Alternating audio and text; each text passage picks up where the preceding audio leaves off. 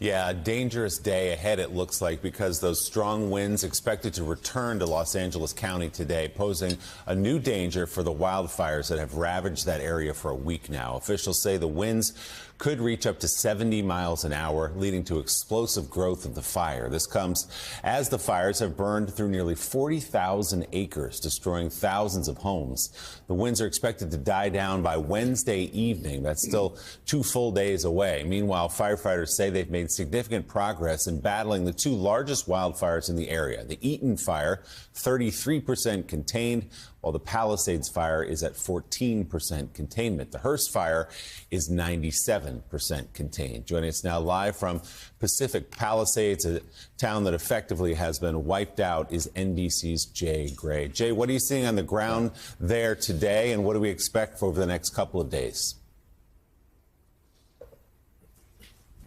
Yeah, Willie, overwhelming destruction here, and that real concern, as you talk about, that this footprint could grow in the next 48 hours. Some disturbing news to report right off the bat. We've got a new fire burning to the north in Ventura County, the Auto fire right now, 56 acres burning at this point, and that's a result of the changing conditions here. Winds building overnight into the early morning, and that's just going to continue. I want to give you a look at what we're seeing on the ground here right now, and it's just complete destruction. And this is something that, again, stretches for miles across this region. Now, look, the winds, the National Weather Center says, are going to intensify as the sun comes up and reach their peak mid-morning, then continuing through midday tomorrow. Gusts, like you talked about, at times over 70 miles an hour, conditions that they say could lead to, and I'm quoting here, rapid growth and explosive fire behavior.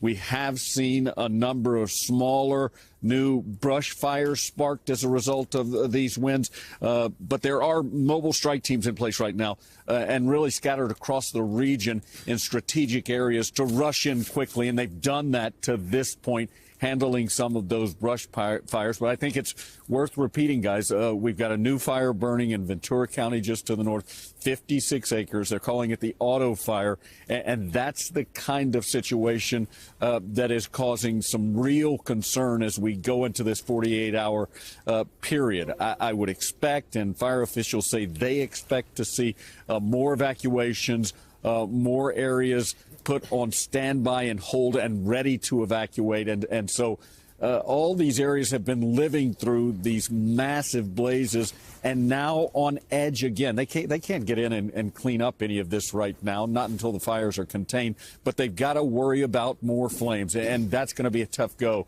over the next couple of days here. As you say, Jay, I mean, I know people who live not far from where you're standing, who obviously everything has been lost. There's some pockets where some homes were still standing. People could go in for 5 minutes with police to get out some things that they may need, prescriptions or other things like that.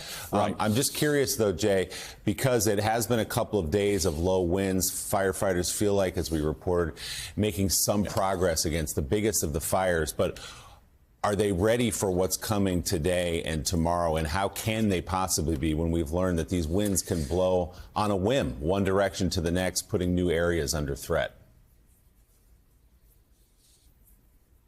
No, it's a great point, Willie, and you're right. They've dug in. They're on the front lines, and then we've got these mobile strike teams that I talked about. But when you pull aside some of these firefighters and talk to them, they'll say, it's not much of a fight when the wind gets to hurricane strength.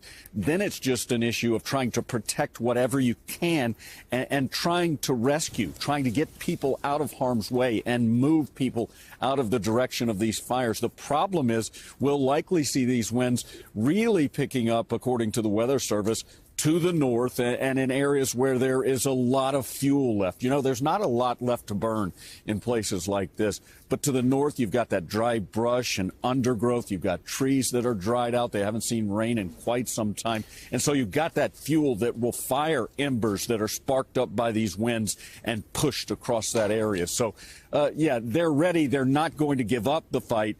but it's not much of a fight when Mother Nature's weapon is winds over 70 miles an hour. We're expecting those to kick up later this morning. NBC's Jay Gray in Pacific Palisades. Jay, thanks so much for your reporting. Let's go over to meteorologist Angie Lastman. Angie, good morning. So what is the forecast exactly for those winds today? We're going to see those elevate, especially as we get into the later parts of our afternoon or of our morning, Willie, and then we'll kind of see a fluctuation through the afternoon and into tomorrow. Here's those 4 fires that we're watching. There's that auto fire that you heard Jay mention, 56 acres, 0% contained, but a really good chunk of this region still under that red flag warning. And this one is called a particularly dangerous situation. That's just kind of an extra layer of seriousness that is issued by the National Weather Service. Specifically, the Los Angeles area has only ever issued these 5 other times. 2 this year in January. We had a couple in November and December last year, and then 1 back in 2020. So that gives you some sort of sense of just how rare these are. And it's for good reason. We've got those extremely critical fire weather conditions lasting across this region once again today. Large fires, explosive growth, all on the table. So here's how the winds play out. As we get into the later parts of this morning, that's when we can expect the worst of the wind. So 50 to 75 mile per hour gusts. Notice humidity levels 10 to 25%, but either way, not a lot of moisture for us to tap into in this atmosphere to help us at all, along with the dry vegetation.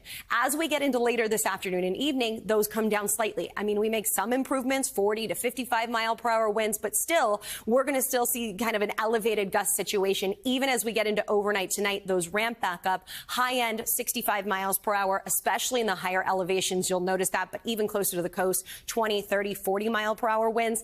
And then we get into tomorrow. This is when we'll start to see a bit of relief, Willie. We'll see higher ends up to 45 miles per hour, but a little better than what we're going to be dealing with for at least the next 24 hours. All right, Angie Lastman, thanks so much. We appreciate it. Guys, when you hear explosive fire growth coming from fire officials, that is a big warning of what may be ahead today and tomorrow.